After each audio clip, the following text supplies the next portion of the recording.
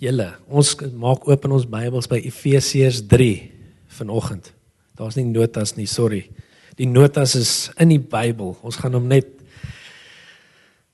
Bybel lees vanoggend. Okay. So we've been journeying in the book of Ephesians, and it's a powerful book. We can spend the year here, I feel. And the first couple of weeks we were just almost mining, dis die regte woord, ons het die goud uitgemyn vir Efesiërs vertel vir ons wie Christus is. Hoe amazing the inheritance that we have in Christ, how amazing that is, and that it is ours. It's already yours, given. Excuse? Ek neem op. Ek het 'n rekord gedruk, dankie. How amazing you already have all the heavenly blessings in Christ. That's what it says in chapter 1. And then Paul prays these prayers. He's praying that they would be enlightened, they would be strengthened, they would get it. Hulle sal dit kry. Hulle sal dit verstaan en jy het krag nodig om net die liefde van God te verstaan. En dis die gebede wat hy bid. En ek glo dis die gebede wat ons vir onsself ook moet bid. En vir mekaar moet bid. En ons het gepraat oor grace and faith. En verlede keer, dit is so baie, maar it's hard to summarize it all. But there, you guys, we have a website, a YouTube channel. You can follow there where the previous sermons were. But we're going to start with verse 3 and really just trust God for. No, sorry, ons is in chapter 4. Waar wil ek nou? Okay, chapter 4. Okay. Verse 1. Let's read together. I'm reading out of the NIV. As a prisoner for the Lord, then I urge you to live a life worthy of the calling you have received. Sure. Like if there was ever a mic drop moment. Just listen to this again. As a prisoner for the Lord. So in chapter 3, he actually starts with the same introduction. He says, for this reason, I, Paul, a prisoner of Christ. In chapter 1, he introduced himself differently. He said, Paul, an apostle of Christ, Jesus by the will of God. So you see something interesting here. He's saying, Paul, an apostle by the will of God. That's like the highest almost sense of title if you had a badge. But in the next few chapters, he's saying, Paul, a prisoner for Christ. So while he's writing this, obviously he's in prison. He's in a Roman prison. And Roman prisons weren't nice. It wasn't like our prisons today. It was a lot worse. But he's saying, I'm not a prisoner of the Romans. I'm not a prisoner of my circumstance. I'm not a prisoner of this and that. I'm a prisoner for the Lord. Now, out of this place, he says, I urge you to live a life worthy of the calling you have received. So the previous chapters, die vorige hoofstuk het hy verduidelik oor die calling, hoe ongelooflik het is. You know, that we could have been brought from death to life, the kingdom of light into the kingdom of his Son, to have an eternal inheritance in Christ, to have been given all heavenly blessings, dis nou, Jonah, to be seated at the right hand of Christ next to God and ons gees, and so much more. You are co-heirs with Christ, ons as erfgename saam met Jesus. This is a great calling. Our sins have been forgiven. We have been redeemed. The power that raised Christ from the dead is living within us. Kan ek aangaan? Soveel, this great calling. Now, in view of this calling, it says, live a life worthy of this calling. I had another guy, and it's a quote that stuck with me, and he said, is what you're living for worth Christ's dying for? Is what you're living for worth Christ dying for? It's the same way of saying it. Is die manier hoe jy nou jou lewe, is dit in lyn met die prys wat God betaal het vir jou lewe? So is it, guys? I mean, hoe lyk dit? What does it even look like to live a life that is worthy of the calling? Wel, ek voel ek kan vir ons 'n paar indrukke gee wat ek voel by my opgekom het. 2 Korintiërs 5 vers 15 sê, en hy het vir almal gesterwe, sodat die wat lewe, nie meer vir hulle self moet lewe nie, maar vir hom wat vir hulle gesterwe het en uit die dood opgewek is. It says, Christ died for all, that those who live might no longer live for themselves, but for him who died for them and was raised again. Romans 12 verse 1 says, in view of God's mercies, offer your life as living sacrifices, holy and pleasing. This is your reasonable act of worship. So a life that is worthy of the calling of God is first of all a life that is totally surrendered. That is totally given over. That's saying, guys, that's like Paul saying, I'm a prisoner for Christ. I have been arrested and I cannot get out. But I wouldn't have it any other way. My life is in Christ because of this great calling. En ek dink baie keer sukkel ons met daai, want ons verstaan nie, we don't understand the great calling that God has for us. And the love which He's loved us and the sacrifice which He's made for us. But the more we grow into that, the more understanding, the closer we get to that, the easier it becomes to live a life of total surrender. Total surrender. And now the next part makes sense. Verse 2, it says, be completely humble and gentle. Be patient, bearing with one another in love. Ek het gevoel ek wil 'n bietjie praat oor humility. Baie mense sê humbleness, maar dis nie 'n woord nie. Okay? It's humility. Nederigheid. Wat is ware nederigheid? What is true humility? Ek hou maar van quotes. So daar's 'n ou wat gesê het, humility isn't thinking less of yourself, but it's thinking of yourself less. So I'll say that again. Humility isn't thinking less of yourself, but it's thinking of yourself less. Ons het 'n prentjie dat ons dink nederigheid is eintlik maar ek moet myself verklein neer. Ek moet wel min dink van myself. En dit is nederig. But that is actually pride. Let me explain. You get two kinds of pride. You get the overemphasized sense of pride. Ons almal ken hulle. Hey, check my muscles. Hey, jy my nuwe kar. Check my vrou. Check my. Hey man. Dis hierdie ouens wat they have an overemphasized sense of self. But the focus is on self again. And then you get these people that are like, they have an underemphasized sense of self. Like, nee, my prentjie is nie mooi nie. Jou prentjie is mooier. Jy weet daai in die kleuterskool. Nee, my prentjie, jou prentjie. So that's an underemphasized sense of self. That's prideful. You wouldn't think that. But insecurity is pride. Have you thought about it like that? Ons dink dis nederigheid. We think that's humility, but that's actually pride. Why? Because it's a focus on self. The one is focused on how I can make it. The one is focused on how I can't make it.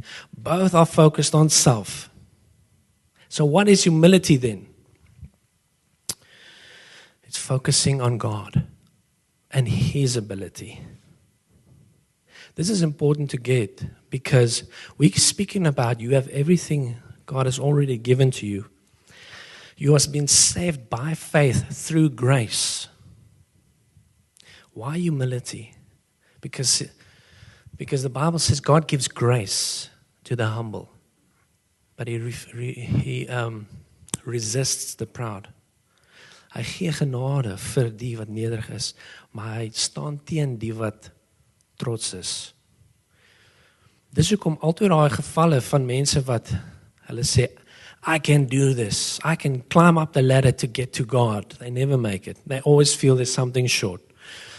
So that's your typical religious figure. I can, I will, ek gaan myself bewys, ek gaan dit doen, ek moet net harder probeer. You know, we do that in our religious way. Ek moet net harder bid. If I pray harder, if I read harder, if I give more, if I do this, God will listen and He will bless me. That's pride. Okay. And then on the other side it says that there's almost like this rebellion. Ek gaan nie eens probeer nie, want ek's nie eens goed genoeg nie. So ek gaan nie eens kerk toe gaan nie, want ag man, I'll never fit in. I'll never be this or that.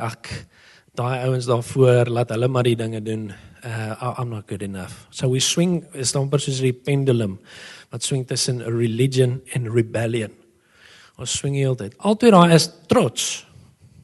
Both of those things are pride.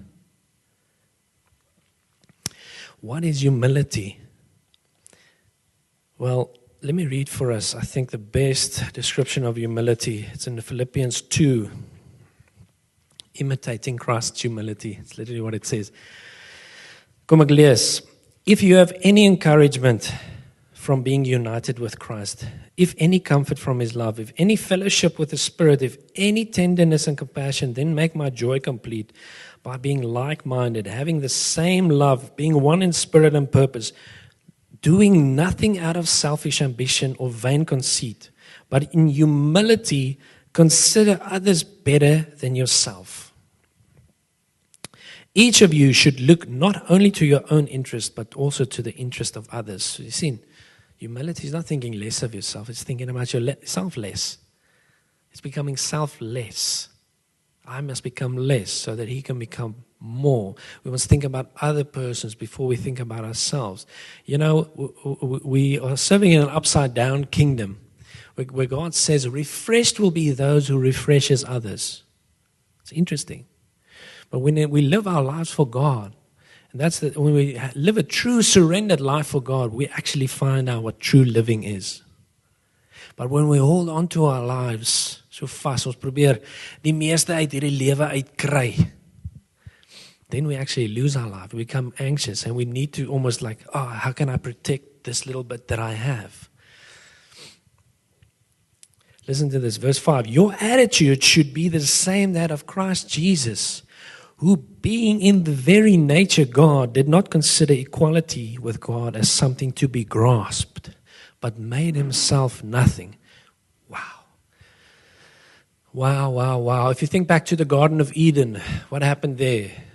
People were made in the image of God, but they thought godliness was something to be grasped. What did the serpent tell them? You will become like God. You will know what's the right or wrong. And so when they took of that, it was actually them trying to become like God. But that was totally missing what God is all about.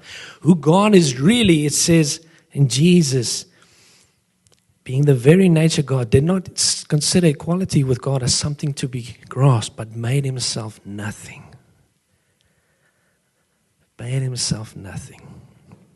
Taking the very nature of a servant, being made in human likeness and being found in appearance of man, He humbled Himself and became obedient to death, even death on a cross. Wow. How awesome is Jesus? How awesome. Therefore, God exalted Him to the highest place and gave Him the name that is above every name. See, if we humble ourselves under God's mighty hand, He will lift us up in due time. It's almost a surrender to God's ability. Humility is allowing God to do what only He can do. That's why it's so important. If we think about how do you receive what God has given, you need to be humble. We need to be humble when we receive God's grace, because we cannot work for it and we'll never feel good enough. Okay? So, be completely humble and gentle. Be patient, bearing with one another in love. Ons kan baie tyd daar spandeer. Make every effort to keep the unity of the peace. Ek's nou vers 3. Through the bond of peace, there is one body, one spirit, just as you were called to one hope when you were called, one Lord, one faith, one baptism, one God, and Father. Luister gou hier, soos mooi. And one Father of all, who is over all, and through all, and in all. Hy's in jou. Okay, laat ek dit 'n bietjie hier verduidelik. Their context in chapter 3, you'll read about how the mystery of God has been now shown. Jy weet, daar was 'n geheimenis wat vir die jare deur so of nie gesien was nie, but it's now been geopenbaar. And the mystery is that the Gentiles would become part of God's people. Ek het verlede week verduidelik hoe obviously God chose Israel as a chosen nation, a possession, not for themselves, but to actually be a light to the Gentiles.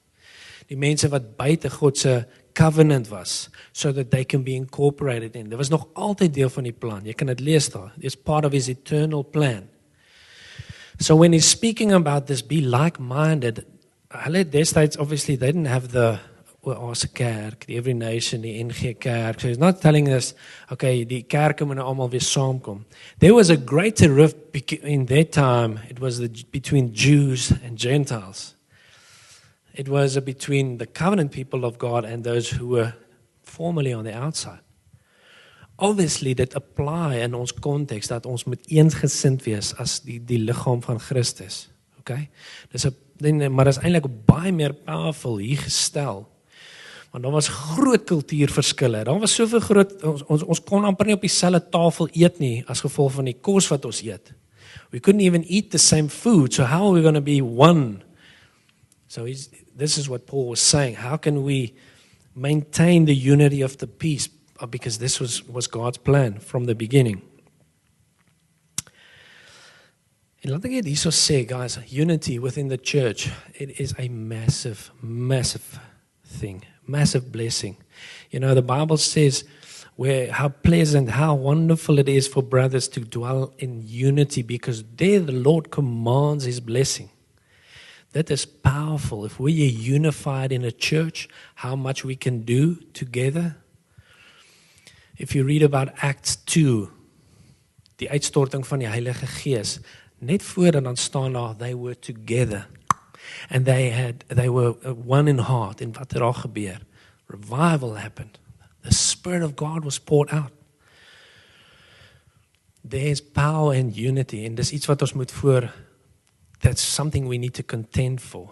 Okay. God has given us this same spirit. So obviously we're part of a greater church family, also in Tabazimbi. Ons is nie die enigste kerk nie. But we are a specific family. En ek dink dit is soms vir my nodig om hierdie ook net te sê, ek wil dit vandag sê, I've had many conversations with people that tell me now that the Lord is, you know, they've had a revelation, a prophetic vision that the church is going to end. And ons moenie eintlik meer kerk hou soos wat ons hou nie, because that was, you know, God is doing something new. And then we should all just be one church and let Jesus be the leader. I don't know if you've had these conversations. I've had a few of these conversations. En het klink baie geestelik, het klink baie mooi and spiritual. But the truth is, if you look at what Jesus did in the Bible, every single church had elders. It had leaders. The way that God led his people from the days of Moses, there were leaders. Okay? And so as a church, we're a global church family. There's people that are in church that I can't even understand their language. Okay? They're part of us as a body. But just like Israel was one nation, they had 12 tribes, there were different families. You can think about like that also. Every church is like a family. That's what I believe. And every family doesn't look the same. It has different values, different ways of thinking, different ways of doing things. En dit beteken nie dis reg of verkeerd nie. Daar's 'n ander expression of what family is, and it's important to know where you are and where you are added to family. Want dis belangrik. God adds people to family. It has always been his model to lead people. To put leaders in place, to put shepherds in place, so that we can have unity, so that there can be covering, so that there can be shepherding happening. Dis belangrik. And I've seen so many of those people who I have these conversations with were people that were hurt in church. So they throw away the church and they throw away leadership, because obviously it wasn't the church that hurt you, it was mense, né? Net so interessant, wie was al ooit seer gemaak in die kerk? Who has been hurt in church? Okay, daar's 'n paar hande. Okay, almal, baie, almal.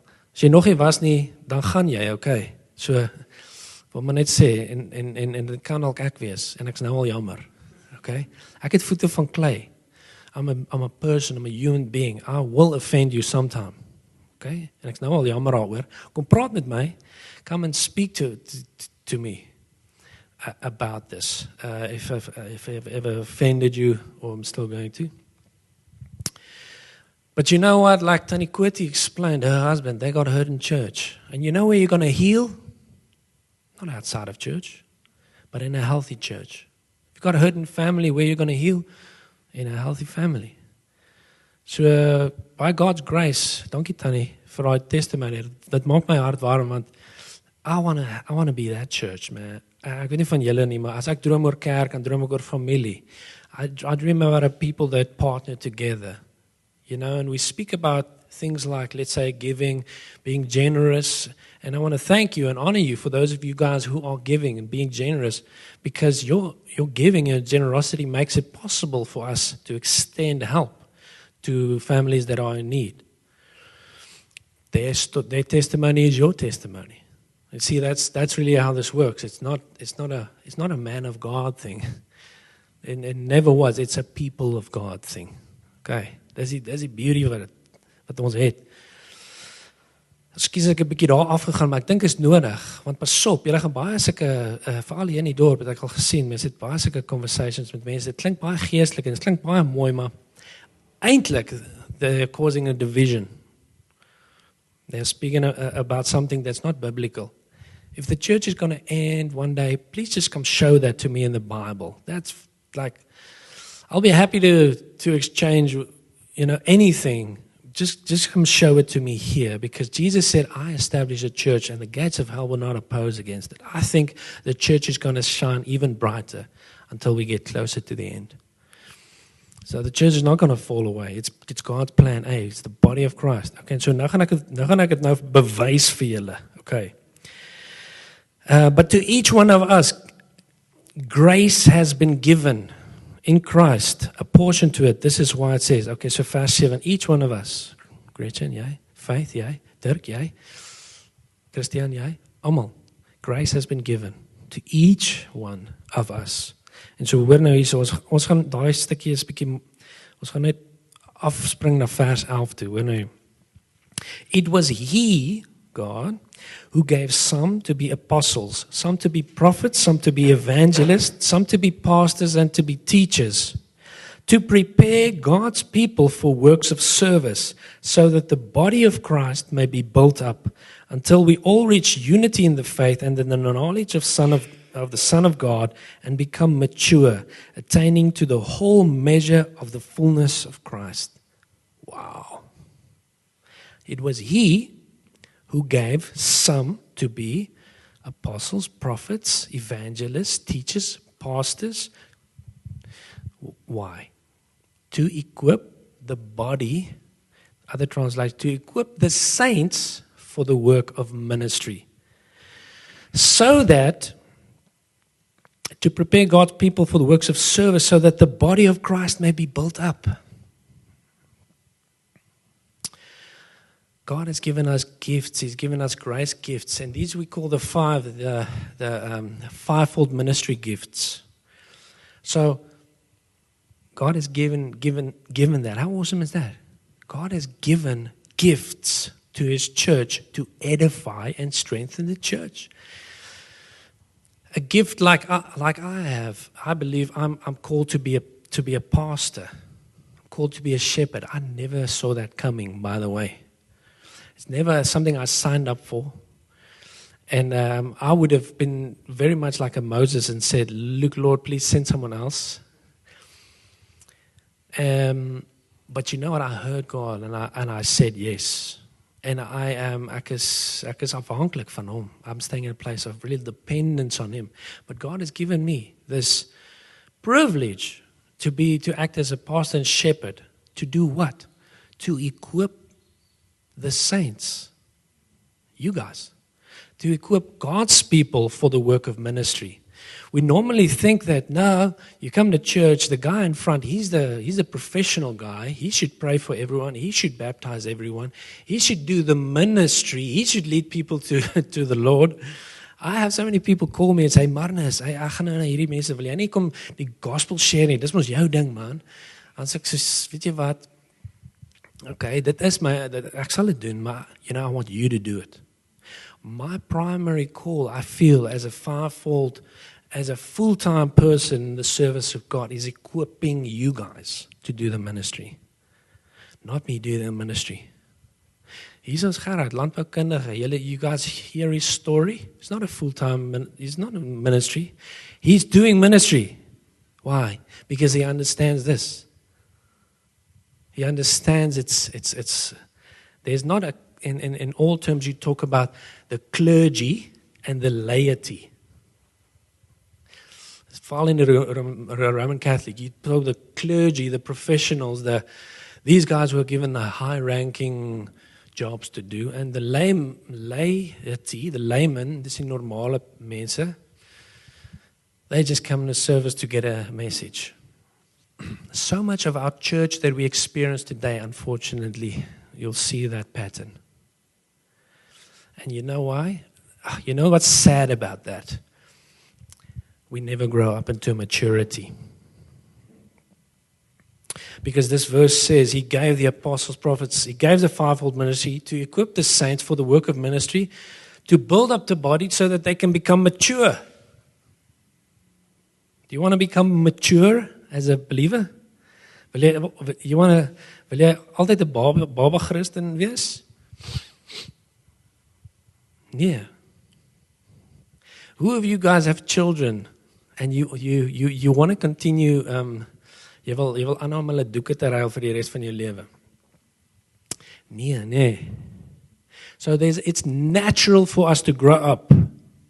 And also in our faith, it's natural. We should be growing up. If we do not grow up, there's something wrong. If we do not mature in our faith, there's something wrong. And I believe a lot of what church and church system has become can be unhealthy because it never equips people for the work of ministry so that they can minister and become mature. I tell you, in my life also, ek het groot geword in 'n tradisionele kerk ook. So dit was my storie ook. I would never nee, dankie, ek wil nie daarvoor staan nie. First of all, I'm not good enough. Got a lot of things in my life that disqualifies me. But I was fortunate by God. People actually showed this to me. They discipled me. When does maturity come? Does it become before or after ministry? It comes after. It's interesting, right? So dit sê nie, jy moet eers mature wees voordat jy minister nie. Dit sê, jou maturity kom soos wat jy bedien. Jy actually word groot soos wat jy bedien. God has given us the privilege and responsibility to do the ministry, guys. What's that? To share the gospel, to pray for people so that they can be healed, to make disciples, to baptize people. Dis julle voorreg. Dis nie myne nie, alleen nie. Dis julle moet dit doen. You can go out and share the gospel. That is what the church is, and this is how we're building ourselves up. And this is how we become mature. Ek sê julle, in my lewe het ek meer gegroei toe ek begin ministry doen as wat ek ooit in die kerk gesit het en 'n boodskap geluister het. En ja, dit is uitdagend en dit is 'n risk om jou geloof te deel. Hy moet seker dink soos, wat gaan hierdie ou dink van my? Have you ever had that thought? When you step out into ministry, when you step out in faith, there's always a risk. I can be wrong. I can make I can have my naam plank. It's always a risk. Dis 'n ministry wat ons noem ministry philosophy. Dis 'n manier om te dink oor kerk en filosofie. Dis baie ek wil nie sê dis uniek aan Every Nation nie, maar dis nogal iets wat ek beleef het. Dis anders as wat ek gesien het in baie van die kerke wat ek nou al was. Baie van die ander kerke wag ons vir die ou daar voor om alles te sê. Hy moet al die ministry doen. Hy moet vir almal bid. You don't even see Jesus doing that, guys.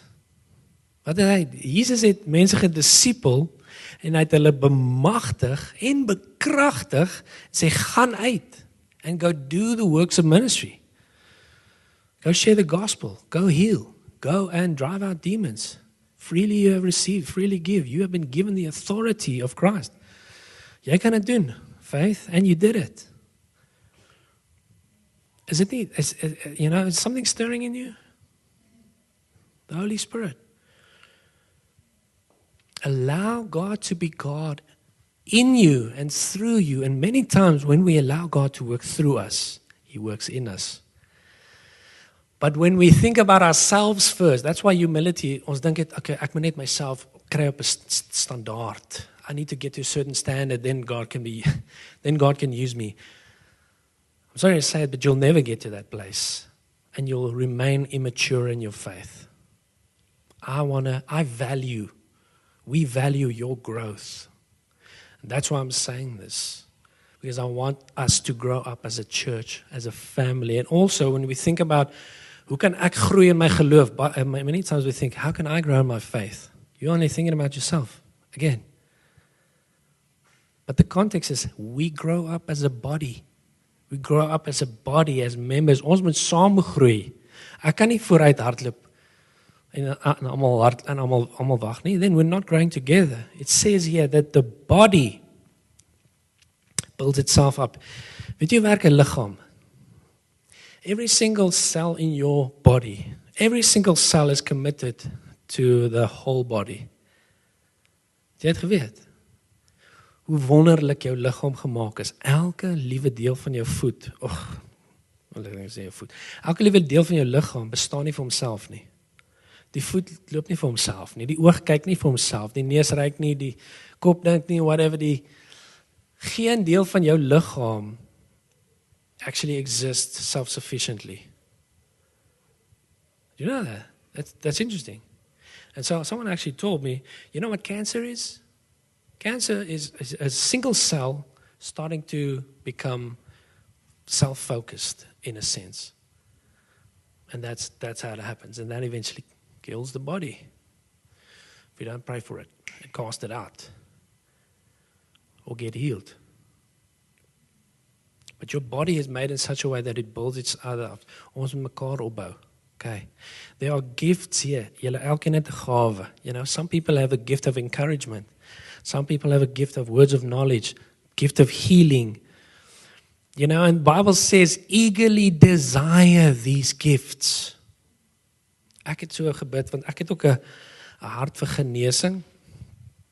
I want to see people healed, and I've seen to a limited degree. I'm still growing in it. En ek vra toe die Here, wys my, maar hoe kan ek dit begin doen? Of stuur iemand oor my pad wat my wys hoe dit werk? Dankie. Gerard het bietjie begin leer. Maar, toe begin hy vir my sê, Manus, the principle is seek and you will find. The principle is eagerly desire these gifts. You might have a gift, but it's underdeveloped because you've never used it. You know that word eagerly desire these gifts? Dis 'n interessante woord in die Grieks. Daai woordjie is die woordjie borrel. Nou, ons sê 'n padda kwaak, want dit klink so, kwaak. En ons sê 'n kat miau, want dit klink so. Nou, die woordjie Grieks vir eagerly desire is die woordjie wat klink soos in die Grieks, borrel. Die skrif sê borrel vir hierdie gawes. If you are like going for it, jy kook vir dit, jy gaan vir dit, you pursue that. Why? Not for selfish gain, but so that the body can be blessed by it. You all have gifts. But how do you start? It's almost like, waar begin jy? Just come and serve the family. That's what I found. Raak betrokke by 'n familie. And family defines you in so many times. En if binne 'n konteks van familie kan ons sien, I think Heather has a gift of hospitality. She has a way of making me feel welcome when I come to their home. Heather, sy het ons die hospitality hier aan. That's an example. Why? But she was faithful here. Sy het kom dien. She just would say, hey, waar kan ek help? Wat kan ek doen? You know? It's just okay, well, just okay. She was like eager to come and help, eager to be a part of the body. And then, you know, the body helps to define. Net soos in 'n familie, soos wat jy groot word en die familie definieer jou. Some people have the gift of giving. You know, obviously we should all give. We don't speak about, we actually haven't spoken about finances a lot. But there's a principle that we all should give.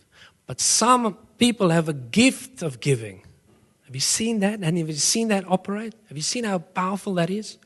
I heard a story yesterday about a guy. He went up to the pastor and said, Pastor, we need to give this lady $84.50. And he said, no, why don't we just round it up to $100? Yeah, $84.50. So they went up, they wrote a check, $84.50. En sy was so stom geslaan, want sy trek toe uit haar electricity bill, wat soos overdue was, $84.50. Had they have given her $100, it wouldn't have hit home as much. Eh? So die Here weet. Let's be like, hey man, and how edifying is that to know?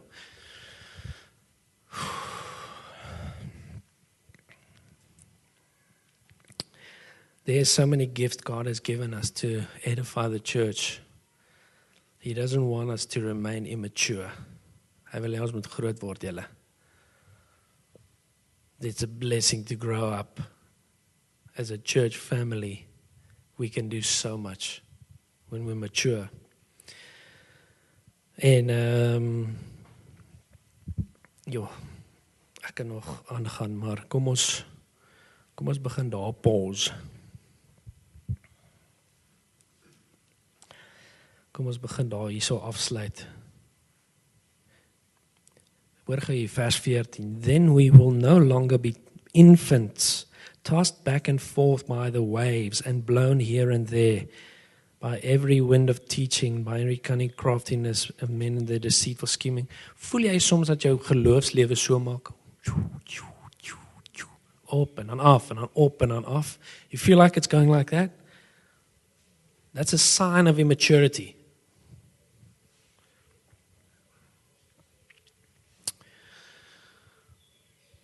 So, who doesn't want to have that anymore? Who wants to grow up into having a solid faith? Here's a principle. God has given the fivefold ministry gifts to equip the saints. So become equipped and start to minister. If you're asking me now, Martins, how can I do this? Thank you for asking that question. That is exactly what I want you to ask. The word says, go and make disciples. Dis vir ons almal, julle. And I tell you now, the greatest privilege, ons het nog nie eens regtig mooi afgeskop met dit nie. Ons gaan nog mooi afskop met dit. The greatest privilege I've had in my ministry is not the big things, it's the making disciples. Hierdie is die voorreg en eintlik maar die reg en die voorreg vir elke liewe believer. And we can start there. This is how we are faithfully, like, just serving. En dis nie ek wat dit vra nie, dis nie every nation wat vra nie, dis Jesus wat dit vra. First of all, be a disciple and make disciples. And if you're asking, how do I do that? Great question. Because that's what I feel. That's my job, to help us, to equip us to do that even more effectively. And dis wat ons gaan doen. So keep that thought there. Maar ja, ek wil net sê, ek is genuine net, when I think about us as a family, as ek trots julle, en ek wil sê dankie. Thank you for you guys. Thank you for being family. En vir die van julle wat nog besluit, waar wil julle anker? Ek sê maar net altyd vir mense, make it prayerful, because it's God who adds you. Don't come for a preference, or because you like the singing here. You know, it's God that adds you to family. It's within family. Dit is nog altyd sy idee, dat binne in die konteks van familie, dat mense sal groot word, ook geestelike familie. But I'm proud to just say, yo, this is my family. You know, when I start the term, I'm excited to come back because I miss the people. En ons sê altyd vir mense, thank you for praying. Thank you for giving. And thank you for going. Thank you guys for being part of this family. And I pray that the Lord will mature this family as we start stepping up into ministry, as He equips us to go, make disciples, en sien hierdie dorp van ons en verder omliggende dele verander word in Jesus naam. So kom ons bid. Thank you, Father. Thank you for your word, Lord. Thank you, Lord, that you establish your church. You build your church, but we are faithful to make disciples. And you've given us great gifts, Lord, so that we can be strengthened, that we can be edified, continually encouraged, that we can have enough resources and everything we need, Lord, to be able to do what you called us to do. And what a great privilege it is to do so. Father, I pray that you'd strengthen each heart now in their inner being by your Spirit, that Christ would dwell in their hearts through faith. Here, mag hulle u stem hoor. Mag u vir hulle wys wat is hulle gawes? Wat het u vir hulle bestem? What are the great works which you've chosen for them even before the beginning of time, that they would walk in them, and give them such a great joy as they step into that, Lord. We honor you. We love you, Lord. In the name of Jesus we pray. Amen. Amen.